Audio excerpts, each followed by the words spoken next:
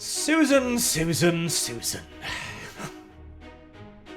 If possible, I would highly recommend that you just, take a step back, get a nice broad view of things, and ask yourself, how did I get into a position where I have made Russia, under Putin, the champions of freedom of speech and freedom of expression? How, by God, Susan, did you manage to make this happen? See, after I did the first little video about Susan's little writing, where she's like, my grandfather in Poland, I could write him, it was censored, yeah, and people told me apparently this is a spiel she does all the time, and it is absolutely nothing but malicious assholery. It is to be like, look, I know what censorship is, don't worry when I take away all of your freedoms, I totally know what I'm doing. Which, if anything, should only make it worse. And indeed, yes, it does make it worse, doesn't it? But still, Susan, you are right now, on the verge of getting Google, not just YouTube, Google banned in Russia, which I hear is a fairly large market. And why? Because, in accordance to Russia at least, you conspired with the German government to take down 2 Russia Today German language channels for medical misinformation. A term that tends to grow rather rapidly in these particular days. Specifically, also, there's a funny mention here in this article, which we'll get to in a little bit, where, what was it here? YouTube CEO Susan Wojcicki, this was on Monday, said that free speech is a core value for the company. You might as well shit in my face, Susan. It would amount to the exact same thing. That when we work with governments, there are many things we have to take into consideration, whether it's local law, what's happening on the ground. This presumably then in the defense of yeeting these channels. And then you have the latest update on medical misinformation, how they've yeeted 130,000 videos for violating COVID-19 vaccine policies. Again, this is kind of like those assholes on Twitter who are proud of their block list, like, look how many people I've been an asshole to. This is not a positive thing, Susan, this is a negative. Now, we're not going to go through this in too much detail, because I'm not a complete idiot. I can identify a firing squad when I'm sat opposite one. Oh, Jesus. And I want to say too, you personal testimonies will be allowed. You're allowed to have personal testimonies. You're allowed some freedom, so long as your channel does not have a pattern of promoting vaccine hesitancy.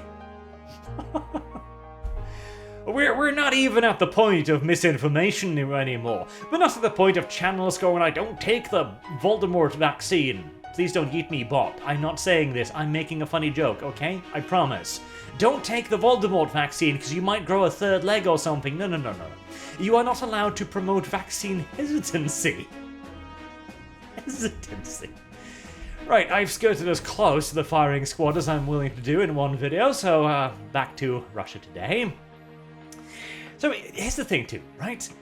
Russians are awesome people. Eastern Europeans in general are pretty goddamn cool, and right now, they seem to be the foremost defenders of freedom of speech, which, my God, is that not a shame for people like me to say? Like, over here in the West, I remember like 10, 20 years ago, I would look to the East and go like, aw, poor Russians and Eastern Europeans, they have no freedoms. Must suck to be them. Now I'm sitting over here, looking at a terms of service for a website I use. I can't even read what's in it out of fear of getting yeeted. But, on the other hand, Putin, El Grande Presidente, does have a history of less than democratic actions taken against certain opposition party members, which is again why it's really rich. There was, I think it here, the Russian government has engaged in stand-up with YouTube in recent weeks over material published by allies of jailed opposition figure Alexei Navalny. I think I pronounced that semi-correctly. If you have jailed opposition figures, there might be problems, it's conceivable. And yet, despite this, YouTube is still looking like a bigger villain than Putin's government. How did you manage this, Susan? Genuinely, you need to just take a sec. Here's the thing. I am assuming far too much here. I am assuming far too much charitability. I'm being far too charitable. I am assuming that this woman is like, I don't want to be a complete tyrant. Where I should probably start assuming the opposite. If it quacks like a duck, and it walks like a duck, and it looks like, the German, or the Austrian, more correctly, with a mustache, maybe it is. Maybe it is. Who knows? They've all got mustaches these days, except for the Italian one, I suppose. That was a weird deviancy. Anywho. So what's going to be happening here is that, according to authoritarians, authorities, failure to do so would be a violation of Russian law. This is they need to re-enable these 2 German language channels, and for such action, an internet resource can be designated as breaching fundamental human rights and freedoms. Susan, you are in violation of fundamental human rights and freedoms. You are theoretically, right now, on the same level as the Taliban. YouTube, under your rule, Susan, has arrived on the same moral level as the Taliban. Are you proud of this achievement? I almost feel like you should be, because, it's something, isn't it? It really genuinely is. Go away, Nat thing. I can't wait for summer. Winter! Winter will be a lovely time. And can face a formal warning. Now that doesn't seem too bad. A formal warning? What's that, a slap on the wrist? That can't be too bad, right? Well, you see, it's a warning in that it's a we're about to do something awful to you kind of warning. In the event the owner of the platform doesn't comply with the warning, legislation allows us to take measures including completely or partially blocking access to it. Rozkomnienz or added. So if they do not abide by the warning, then the Russian legislator can say, all right, we're going to take away half of your things in Russia. We're going to block half of your products. Still don't comply? All right, now 25%. Still don't comply? So on and so on, until Russia is completely blocked in Russia along the lines of, for example, China. Now, that would be a loss of a little bit of a market right there. I looked this up a little while ago. I think they have like a 90% odd market share in Russia, or something like 88 or something. It's a huge amount of users, a massive amount of traffic. Not to mention, of course, I'm sure Russia has a fair few companies as well that undoubtedly hire ads. And unlike the feckless US, I'm sorry the US, but it's true, who refuse to take strident measures against companies or against China in particular, Russia, I have no doubt, absolutely will. Because here's the problem as well, Susan. You're not yeeting some rando channel here. You're not yeeting some YouTuber in his basement, or even someone whose livelihood this is. You're not even yeeting someone who might potentially be able to hire at least a lawyer to face down your 200. You're trying to yeet the channels of an actual nation. They don't need lawyers, Susan.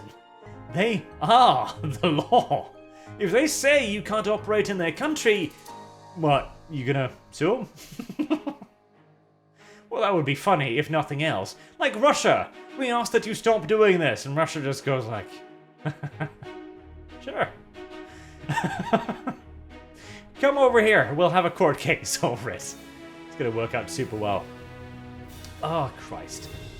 The Russian government has engaged in the standoff, as I mentioned, over the whole Alexei Navalny thing, and this has also led to, and I loved this, Russia accusing the US and others of interfering in the Russian elections. This is just a meme now. Everybody is interfering in everyone's elections, and the interference is Facebook ads. It's Twitter things. Like, when did we allow Facebook and Twitter and these companies to become so powerful that they are actually capable of interfering in elections via ad buys? My God. Oh, Christ. I miss the early 2000s. Just take us back at this point. Just go back. Just go back. There's no going forward. The future is a lie. There's no flying cars. There's no regular trips to the moon. It's only more bullshit. Hey, a number of foreign NGOs, more than 20 organizations in total, during the election campaign openly called on Facebook, Twitter, and Google not to comply with authorities' orders and ignore Russian legal requirements to take down banned content, Piskarov said. He pledged that his committee would take action to restrict their activities in the future. I feel like I sound like a broken record at this point, but this did not need to happen, Susan. Like, if Russia couldn't have done this if you yourself weren't being censorious twats. When you have done a thing, you don't get to look at your opposition doing the exact same thing to you and be, how dare you? No. You have allowed this. You brought this onto the field, and now it is simply being used. You decided it was okay to heat people, to censor people, to ever widen the terms of service, to just delete entire channels, no matter who they are, no matter how many laws they violated. It was fine. It didn't matter. You're YouTube, you're Google, you're all powerful. And hey, we are now engaging in nation versus company warfare. Cyberpunk 2021. Shitter than the 77 version. Good God. Until next time, thank you all very much for watching, and I hope to see you all again soon. Have a good day.